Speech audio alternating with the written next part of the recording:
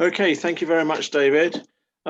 It's great to be here, and many thanks to the amalgamated local history societies in Northeast London. It's great that you've shown an interest in my book. So I've called this talk, varied the title of the book. So Stanley James, Cowboy, Preacher and Friend to the Famous. It's looking at the book with a bit of an different angle on it. So thank you very much for tuning in to hear about someone I presume you know nothing about.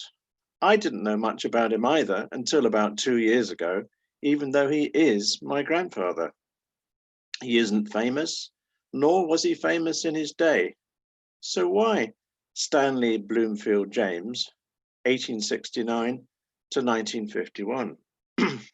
Sometimes I believe those standing in the back row of history have a more gripping story to tell than those at the front. It's almost as if, because they have a sight of fame, they've been left to live out their dreams. In addition, my grandfather was restless, overcomplex, and contradictory, and those qualities just don't grab the headlines. No matter that in Canada, he was a cowboy, a navvy, a journalist, poet, playwright, actor, hobo, and a soldier in the American Army. Then, back in England, a radical congregational minister in Walthamstow, revolutionary Christian, socialist, feminist, and pacifist, inveterate lover of women, I'm sorry, Granny, and a leading Catholic commentator. Sure, that rich life did earn him an obituary in the Times, but he was barred from the very top honours. Nevertheless, I think it's still a great story, and it inspired me to write his biography, Between Heaven and Earth. Okay, let's go back. The James family hailed from Pembrokeshire, where they were farm labourers, before moving to Monmouthshire, looking to better themselves. A number of them became ministers in the Congregational Church, although one Lemuel James, pictured here, went off the rails when he was found guilty of forging his stepfather's signature on a bill of exchange and did a year's hard labour in Usk jail. The Jameses lived at Cumbrook Farm near Usk, which in my wanderings I never found, because since 1962 it's been under a reservoir. In the picture, it's the white house on the far side of the valley on the right, shortly before being submerged, and obviously the picture's taken in the middle of the construction of the dam and the reservoir. It was here that Daniel James, my great-grandfather, and Stanley's father, decided to become a congregational minister. Cut to Bristol, where Daniel and his new wife, Clara, had their first child, my grandfather, born in 1869. There's the three of them. Thereafter, Daniel continued the family's easterly trajectory, taking up positions in no less than 4 London churches, 3 of which he resigned from after clashes with the deacons. Nevertheless, Stanley's father was highly regarded as a pastor. The Congregational Yearbook said that he had, quote, one of the most wonderful voices ever given to man. Its note being a rich baritone, full of undertones and harmonies. A lot to live up to then for Stanley. There was no escape for him on Clara Palsford's side of the family either. Here too, there was a gamut of ministers. What was a boy to do? Rebel, of course.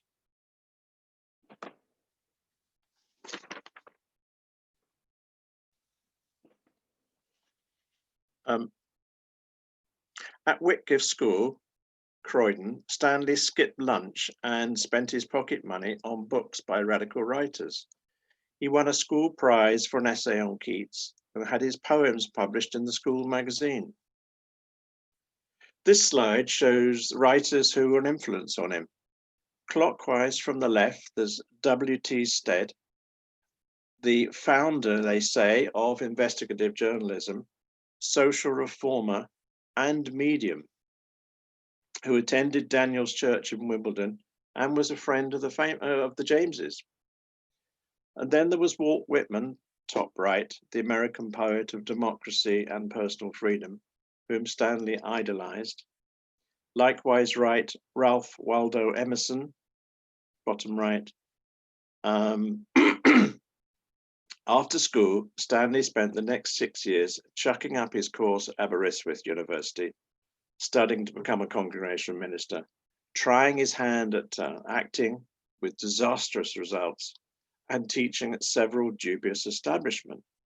In his Richmond lodgings, he did, however, befriend the 75-year-old George Julian Harney, Chartism's enfant terrible, who was still writing articles for the Newcastle Chronicle. He's pictured in the middle of the bottom row. Almost all the men have got beards, but I can't say the one with the beard. Stanley bumped into the lofty figure of Friedrich Engels, pictured to the left of Harney, on the stairs of his Richmond lodgings. And Harney and Engels were friends. However, Stanley, now 23, was as restless as ever. He disliked suburbia and wasn't speaking to his father. So when Norman, his younger brother, decided to emigrate to Canada, Stanley joined him. They set sail from Liverpool and arrived in Halifax on the 2nd of April, 1893. It's worth noting Stanley's bleak feelings on leaving. In his autobiography, he wrote, "No convict on the point of being transported to Van Diemen's Land could have felt more hopeless of the future than I. Faith was dead. Ambition too had succumbed. It is scarcely possible to exaggerate the sense of desolation with which I set sail for the New World." Anyway, they traveled west to Calgary and found work in the foothills of the Rockies. Stanley landed a job on the ranch of W.W. Stewart, a gruff Englishman who hated drifters from the old country. I myself spent 2 summers in Alberta following my grandfather's footsteps. 2 factors aided my investigations. The first was 2 1893 photos of cowboys. There was a fresh-faced youth among them who didn't look like the other gritty cowhands. Could that be Stanley, I wondered? And in these 2, the photo on the right, he is in the center stage, hands on hips on the horse. And the one on the left, he's on the far left, helping the other 2 guys brand some cattle. I suspected it might be him, but I had no evidence. While I was in Alberta, I met Jim Bateman, whose grandfather had known mine. On Jim's sitting room wall was another photo from the same set, which I hadn't seen before. There in the middle of the front row, the only guy without a hat on is this same fresh-faced youth who I wondered if it could be my grandfather. I brought some pictures with me when I went over to Canada of Stanley in England before going to Canada and afterwards. And I put them on the table next to Jim. And unprompted, he said, "That's your grandfather, no question." I repeated the experiment four times with other ranching families whose roots go back to the 1890s. And they all said the same. For a researcher, it doesn't get much better than that. Amazing photos. Amazing that I found them 127 years after they were taken. My grandfather says he appeared deliberately stupid so that his real self could hide behind a mask. He admits he was lazy, but he liked the camaraderie. "Near me," he wrote, lived a former Parisian clown and a Russian count, had come to a country where everyone was an exile. Then there were Stanley's articles for the Calgary Herald, written while he was still a cowboy. He sent reports of the district to the paper on a regular basis. On occasion, he indulged in some fake news and got himself into trouble. In the winter of 1895, he wrote 2 farces for the locals to perform in the local schoolhouse, and then promptly reviewed his own creation and performance for the paper. "Does your mother know you're out?" his report runs, was received with enthusiastic applause.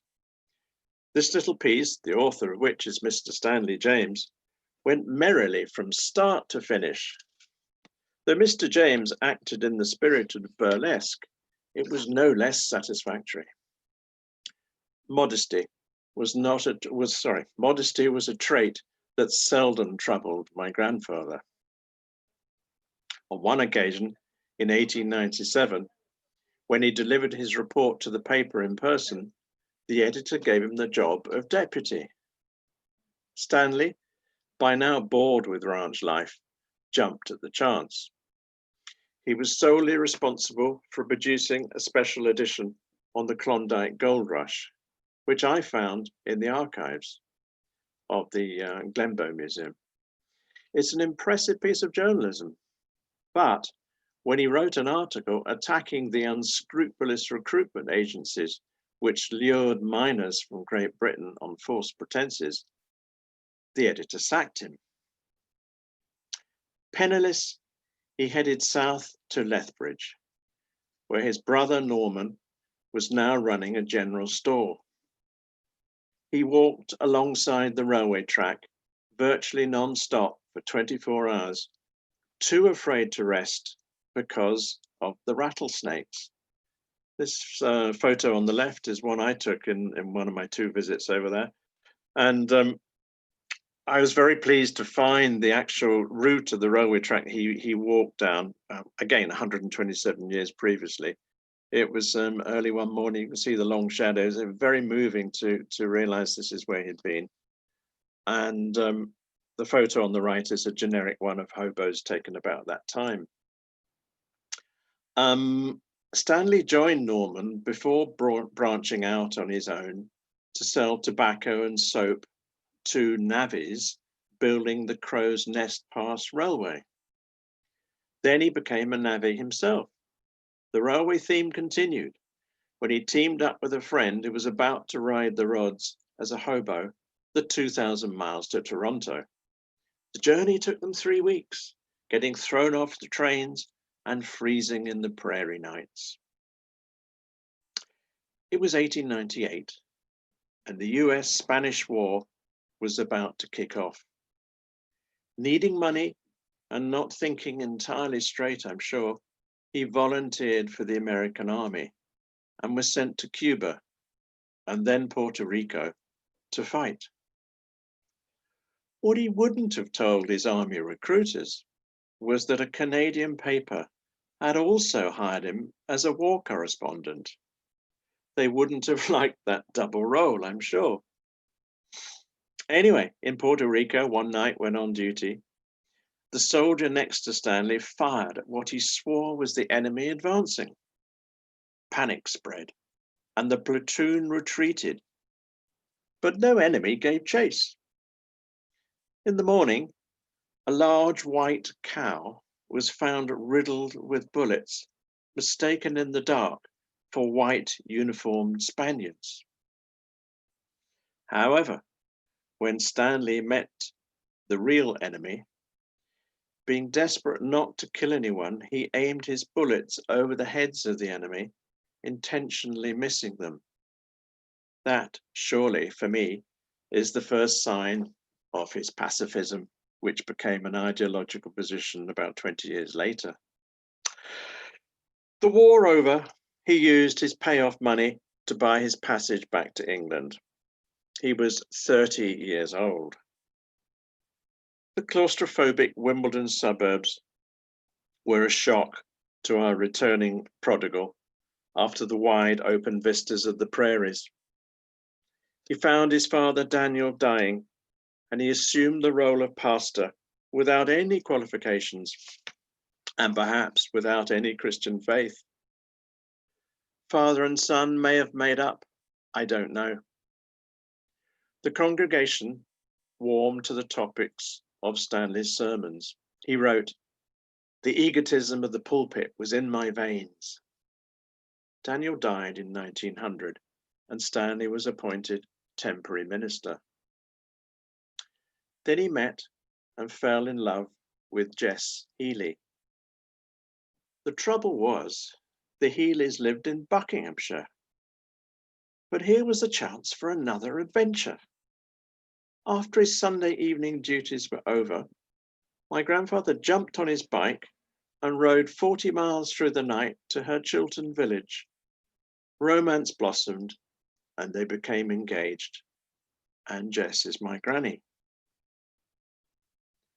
The time had come to get a proper job. Through Clara's connections, he became minister of the Congregational Church in Teignmouth, Devon.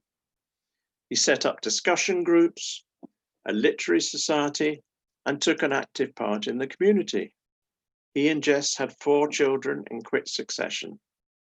But in 1906, he was offered the post of pastor of Trinity Church, Walthamstow, and accepted, attracted by the challenges of a fast-growing London suburb.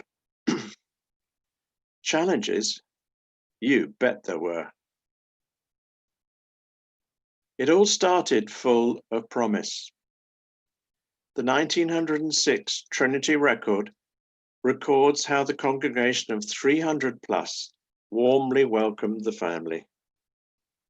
But over the next 10 years, my grandfather embraced every progressive political, cultural, and religious movement going, earning himself a feature in the Christian Commonwealth magazine. It stated, "The Reverend Stanley B. James has made a place for himself in Walthamstow, and a very distinct place it is. The bold words which he has preached have made him the centre of a somewhat fierce controversy." The Walthamstow Guardian reprinted the article on the 11th of December 1908, the day before my mother was born. There's 5 of the children. There were 2 more to come. My mother is the youngest, sitting on the floor on the right. I've also got some postcards of Walthamstow, which may interest you locals. I'm sure you know where they are. So top left, the Baker's Arms, now I think a betting shop, isn't it? Hoe Street, and the Jameses lived just a few minutes walk from there. And there's Trinity Church as it is today. And the house in the middle is where they lived. It's 118 Grove Road on the corner. It's looking pretty similar to that today. A large rambling house for the growing family. And the pulpit is the one in Trinity Church, still there today. And that's where he preached his revolutionary sermons. So dug out some other photos. You may know these sets.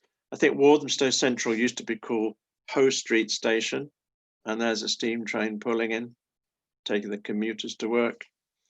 And I believe trams came to Walthamstow in 1905, and the family came in 1906. So that is a shot taken about that time. So what were these ideas that Stanley, by now fully qualified, allied himself to? One R.J. Campbell invented the new theology and was pulling them in by the thousands at City Temple, Holborn. The new theology provided a heady mix of socialism and mysticism, and Stanley fell for it, but many in his congregation left. Then came his membership of the Labour Party. Result, traditional worshippers deserted their pews only for younger progressives to fill them. Next came suffragism, with a similar outcome: more out, more in. In 1910, Walthamstow was forced into a by-election after its MP, Sir John Simon, was appointed Solicitor General, an anomalous tradition dating back to the 18th century stipulating that any MP appointed to a ministerial post had to seek re-election. And this is taken at that time. These are the suffragettes in the street in Walthamstow. I'm not sure which one. I'm sure somebody can tell me. Gathering for their march in connection with the by-election. So a recent court case, the Osborne judgment, had centred on Britain's labour laws and whether the unions had the right to collect levies from their members to pay for Labour MPs' salaries. Because Osborne, a porter at Clapton railway station, lived in Walthamstow, the fallout from the judgment made it an acrimonious campaign. He had argued that unions should not have that right, and the judgment had gone in his favour. Osborne supported the Liberal cause and therefore backed Sir John Simon, but the ILP and the Social Democratic Federation, of which social reformer William Morris was a member, tried to force Simon to support their more radical measures, in which they sought the reversal of the Osborne case. They were soon joined after that by the women's suffrage group, who are pictured here, who organised street corner meetings and processions. Nonconformist ministers, including Stanley, supported Simon, who was re-elected with an increased majority. His victory parade through the streets of Walthamstow was said to be a mile long.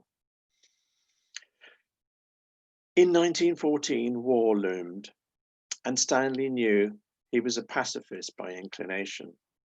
He spent an agonizing 2-week holiday wondering whether to make his pacifism public from the pulpit. Well, he did, and that proved to be the crunch. Large numbers walked out, never to be replaced. The church was in turmoil. Someone called my grandfather a rotter. Another referred to him as a dipper, meaning he dipped in and out of every trend going.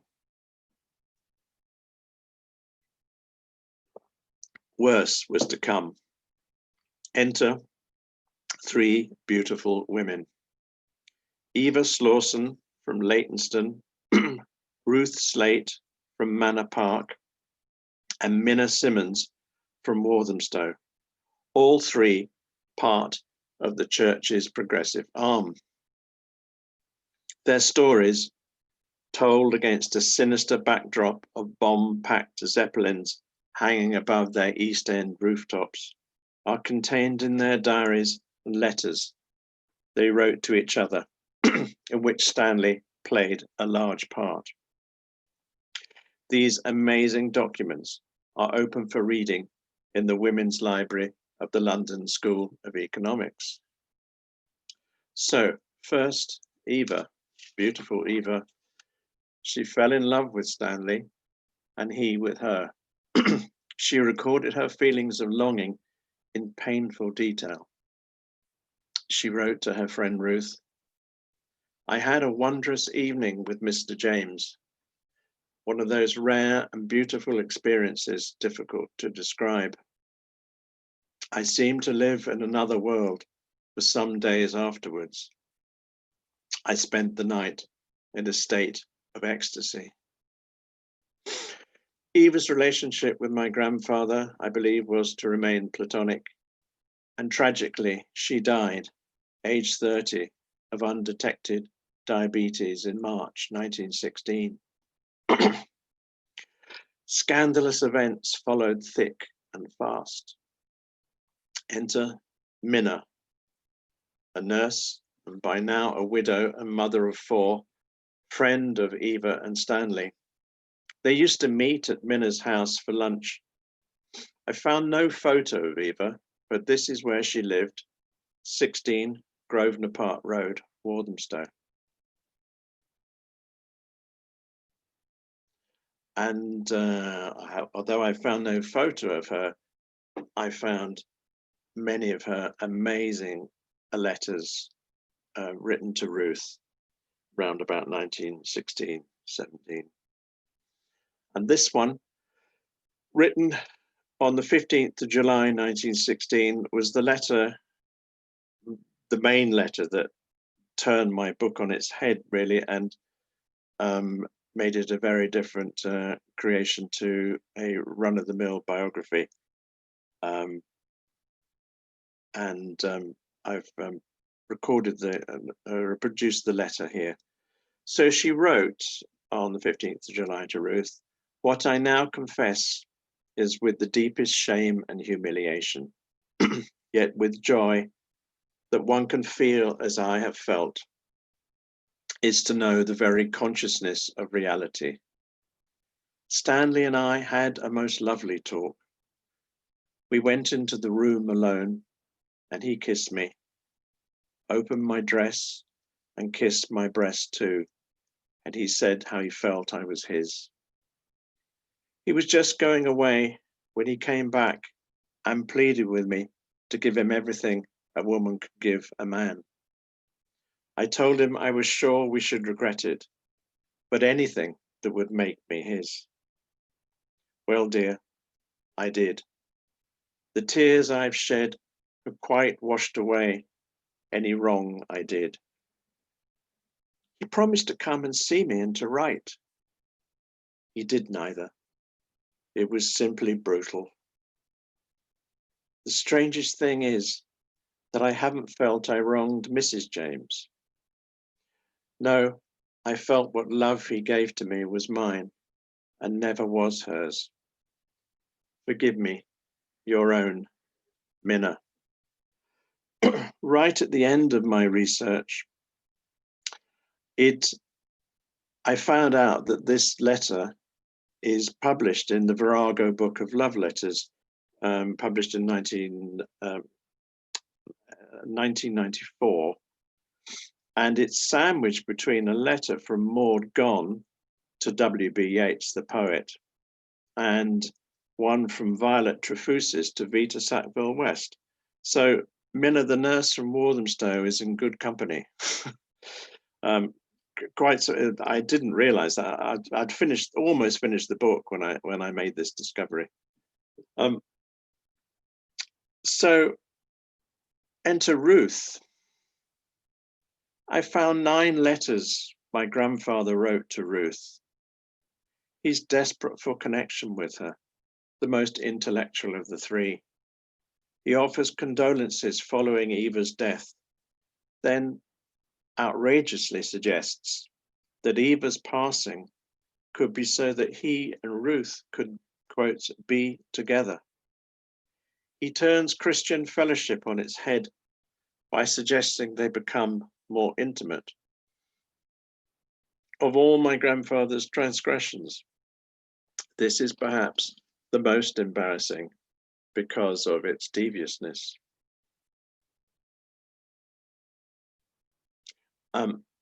In 2-3 chapters of my book, there's a lot more detail. I quote more from the letters and diaries. So if you want to know more, you have to buy the book.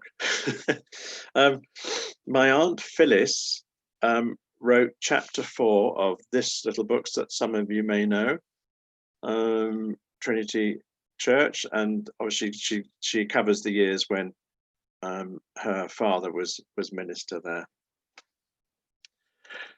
By December 1916, Stanley's time was up. The deacons forced him to resign, his continuing pacifism proving to be the last straw. He was preaching to women in the congregation whose husbands or sons would have been fighting on the front in France, and they wouldn't have taken to his extremely passionate and opinionated pacifist position. And later he did reflect and say his position on pacifism had been a bit myopic, was the word he used. Anyway, with a small band of followers, he set up a radical new church at Burley Hall, Leytonstone. The hall was used for whist drives during the week, but despite the high hopes that the new church had, it folded within months. This is a picture of Burley Hall. It's now a block of flats just at the end of Burley Road, but they've kept the rather attractive mosaic and the glass above the door saying Burley Hall. But Burley Hall didn't close until it had linked up with the communist-leaning Brotherhood Church in Hackney, where the talks of the anarchist Captain Jack White, a close personal friend of Stanley's, who founded the Irish Citizen Army, were creating revolutionary waves. And here is Captain White. He actually appears in another guise in a novel by D.H. Lawrence, who he met, and they had a punch-up together. And D.H. Lawrence used the episode in his novel Aaron's Rod. So this story has shoots off into other areas of history in an intriguing way. Now without an income, the James family suffered poverty for the foreseeable future, as Stanley attached himself to different organizations. First, there was the No Conscription Fellowship, where he worked with a young Bertrand Russell. Stanley recalled how he would, quote, draw the philosopher into conversation by putting some quite foolish question in philosophy, which he would answer with perfect seriousness and courtesy and at considerable length. I'm afraid our routine work suffered not a little, he wrote. Then there was the Fellowship of Reconciliation, where he attacked Quakers for being elitist and too gentle. He longed for meetings to be interrupted by a, quote, sweaty, mud-stained and foul-mouthed soldier from the front. It would have been such a relief to have heard somebody swear with real feeling. It was here that he met Fenner Brockway, later a leading light of the Labour Party, the Christian revolutionary Muriel Lester, as well as the proprietor of the Crusader, a pacifist journal that he was eventually to edit. He hired a glittering array of movers and shakers. The Red Vicar of Thaxted, Conrad Noel, pictured on the right, Jerome K. Jerome, bottom left, Sylvia Pankhurst, middle of the top row. It's a very young picture of her as a young woman, to name but a few. And Muriel Lester, who was a friend of Stanley's, is top left. And in the bottom row, you can see the masthead of the Crusader magazine, and just in small print, edited by Stanley B. James, January 1920. But Stanley clashed with each and every one of his writers on ideological grounds. And there were a lot of fiery editorial meetings, and eventually they refused to write for him anymore. Whoever said that pacifism was a gentle business? Finally, there was Kingsway House, under the creative leadership of Dr. Orchard, who was trying to combine the best of Protestantism with the best of Catholicism. Orchard appointed my grandfather his deputy, and Stanley could give free rein to his growing regard for Catholicism. He even heard confessions and conducted mass, even though he failed miserably to introduce mass to the hardened East End dockers at Tower Bridge, who attended the mission of the Kingsway House. Stanley remarked ruefully, they preferred billiards to the Bible. The family, meanwhile, were living out a Spartan existence in Somerset. And my mother used to tell me how they got up early and climbed that hill behind the cottage to pick mushrooms at dawn, pack them all up, go down to the railway station, probably at Wells, and put them on the train to London, and they ended up in West End restaurants. Stanley was drawing closer to Catholicism. Finally, he succumbed, and on the 2nd of July 1923, he was received into the church at the Priory Haverstock Hill. He talked, quotes, of a new sense of liberty. How is one to speak of that moment when the ship rotting in the harbour through weary years flings out her sails to the wind and feels the pulsing water of the open sea beneath her? I am conscious that life is only just beginning. He was 53. But poverty still stared him in the face. For a short time, he turned to secular freelance journalism. One of his articles was entitled, "How to Write Love Letters." I smiled when I read that. In the end, he abandoned his digs near Tower Bridge and joined the family at their rundown 5-acre smallholding in Hampshire, where they were now living and were to be for the next 18 years. My grandmother, who had heart problems by this time, always kept a bottle of brandy about her. My mother told me how every day they waited for the postman to see if he delivered a much needed cheque. In a cramped garden shed full of tobacco smoke, and that's it at the bottom there, and using a decrepit manual typewriter, Stanley established himself as one of the world's leading Catholic writers. I found hundreds of his articles in 23 publications worldwide. In most of them, he wrote as a columnist, indulging himself in the luxury of the first person singular. The three main strengths he possessed: the dynamism of the social reformer, the scholar's deep understanding of the scriptures, and an overriding sense of the mystical and supernatural, gave his writing power and insight. He covered issues concerned with authority, the polarities of communism and fascism, tradition versus revolution, distributism and land reform, mysticism and contemporary literature. It really was a heady mix. Books came out on a regular basis too. His best known, his first autobiography, The Adventures of a Spiritual Tramp, being published in 1925. The book earned him an invitation from the celebrated artist Dame Laura Knight to come to tea to meet the writer W.H. Davis, whose own autobiography, called The Autobiography of a Supertramp, had come out in 1908. Anyway, the two former vagabonds compared notes. Stanley carried out a 3-month lecture tour to the States in 1927, and he went to Rome and Belgium in 1938 to research his new book on the Catholic Action Movement. He consolidated his friendship with G.K. Chesterton, pictured here, and through him he met Hilaire Belloc.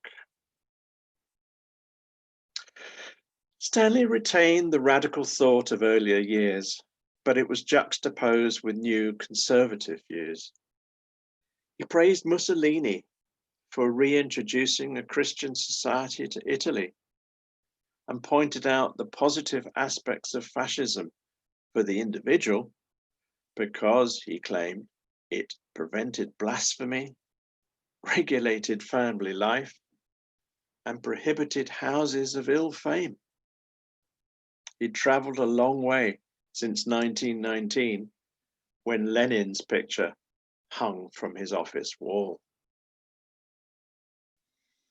His conversion to Rome had profound repercussions for the family. He tried to force everyone to follow him, but in the end, only Jess and the youngest child, David, did so. One aunt told me his Catholicism tore the family apart. With he and Jess now based in Hertfordshire, at the age of 72 in 1941, he was asked by the editor of the Catholic Herald to become his deputy. Stanley accepted and loved it. The full-time job back in Fleet Street meant he had to spend the week in London. So he found a bed in Belsize Park Doss House, where he shared a room with two down and outs. No working from home in those days. He wrote a column every week, regular book reviews, and became a voluntary fire watcher during the war. And this is just a compilation of 5 of his articles from the 1940s from the Catholic Herald. And you can see from the headlines the wide range of topics he covered. In 1945, his services were no longer required, and he moved back to live with Jess in the pretty flint cottage they rented. There were even roses round the door. But forget any idea that they might now live out their days in comfort. The house was without mains electricity or gas. Water had to be drawn from a well in the garden and then heated on a wood-burning stove, while the toilet was outside. His brother Norman, now a retired politician in Canada, sent a joint of choice ham every Christmas, and the 7 children, now all grown up, helped with handouts. The brothers hadn't been in touch for years, and Stanley was desperate to re-establish contact. It is very, very good to have this token of continuing affection, he wrote to Norman. You are the only living link with early days. During that summer of 1951, there was a family reunion, and there's the gathering in the middle of the bottom row. And my mother told me I was taken there, and she said that Stanley blessed me. But he was soon to fall ill, and in November he died from stomach cancer in St Mary's Hospital, Paddington. Stanley's obituary in the Times and notices in countless other religious journals spoke of his learning, his kindness, and his youthfulness, all of which were true, of course, but those writers really didn't know half of it. One mystery remains. Who decided on the inscription on his grave in Abbots Langley churchyard? Strong and content, I travel the open road. As he was, by now, a committed Catholic, one might have expected some Christian words. Instead, we have a famous line from that most pagan of poets, Walt Whitman.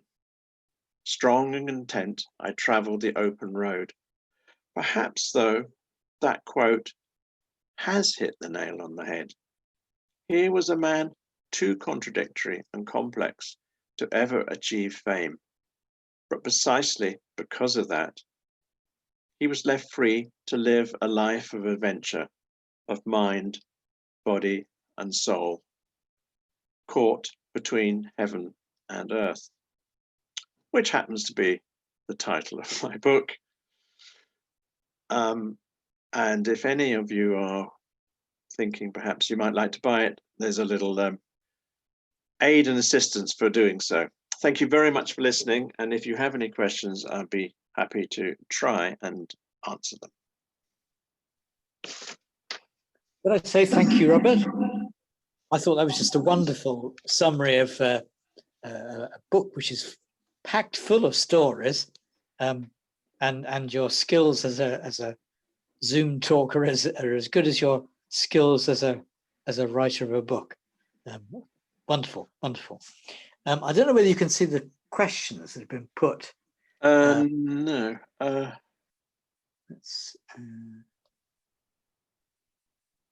chat, right. So somebody's mentioned the fact that Eva and Ruth's letters have been published as Dear Girl, which you refer to in the book, but yeah. I'm not sure that you mentioned this evening. Claire Weiss has written a biography of Zoe Hart-Dyke, picked up on a reference to Engels. And Claire would like to know if you of the conversation Engels had with James. With Stanley, no, in his autobiography, he just says that he bumped into him on the landing of the lodgings. I don't know that they spoke. No. Somebody says that the photograph of suffragettes was in Cedars Avenue off Hoe Street, Walthamstow. Oh, right, Cedars Avenue. Yes. Yes. I'm quite happy to talk about Dear Girl. It was a very important source for me, and the writer Teal Thompson. I met. I wrote to her and managed to track her down. But there's another book that was really instrumental in turning my book on its head, and it's The Match Girl and the Heiress by Seth Coven. I've got a copy here. This book, and I recommend. It's a great read. It's about the relationship of Muriel Lester and a young woman who worked at the matchbox factory at Bow, and together they created the Kingsland Community Centre in Bow. And Muriel Lester is responsible for inviting Gandhi to this country in 1931.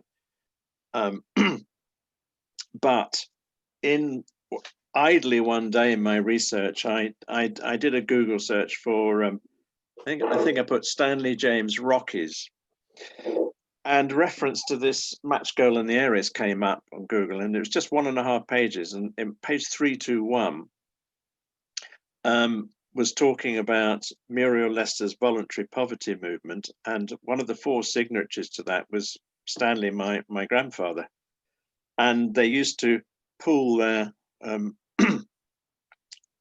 money and possessions for the poor of Bow, and Stanley must have done this when his own family were pretty impoverished in Leytonstone and Walthamstow. But in making this reference, the American historian of that book, Seth Coven, refers to how this man of roving ways and former cowboy on the Canadian prairies had used the vestry of Trinity Church as a place in which to seduce female congregants. And when I read this, it was a complete shock. And I wrote to Seth, and he replied the next day and said it must have been a shock. And his main source for that was Teal Thompson's book, Dear Girl.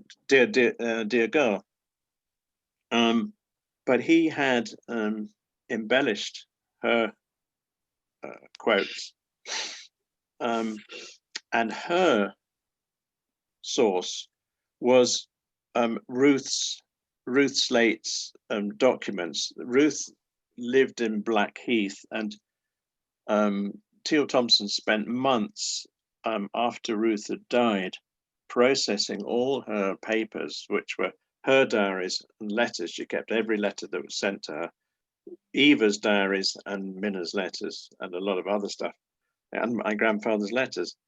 And they are now in the Women's Library of the London School of Economics.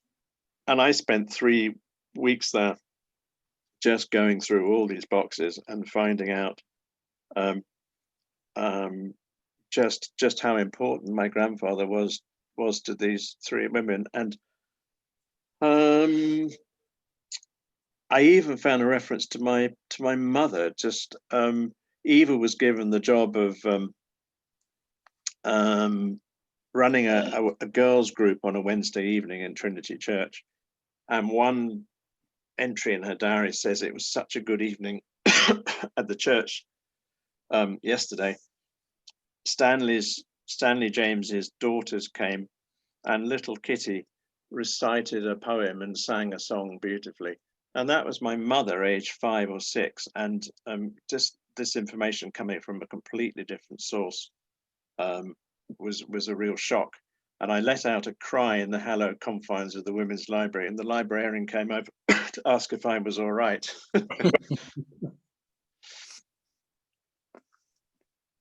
Right. Can I mention that Margaret James in Australia said, "Great, Robert, so interesting on both a historical and personal level. Can't wait to read the book. I've learnt more about my grandfather from you in an hour than in the many years of my life prior to this. Thank you." Can she hear me? She'll be able to hear me. Yeah. I'm sending the book tomorrow, Margie. Right. So Claire Weiss comes up with another question. Says the personal letters and diaries from the three women to Stanley, do you think they assumed no one else would ever read them? Or were they written to absolve themselves? Are they comparable to today's social media usage? I'm pretty convinced that they were genuine private documents, and secretive. And I think when Minna writes what she says, what no other eye must ever see, she really meant that. They were very, very much documents between friends. And I do put in the book, I mean, about my intrusion into this private world. And I had to think a little bit about it, but I confess that the journalist won out because I thought it was an interesting story to tell, an extension of Teal's story. Teal was, as a feminist writer of the 80s, was between the three women, and my focus was obviously my grandfather and how he connected with them. Yes.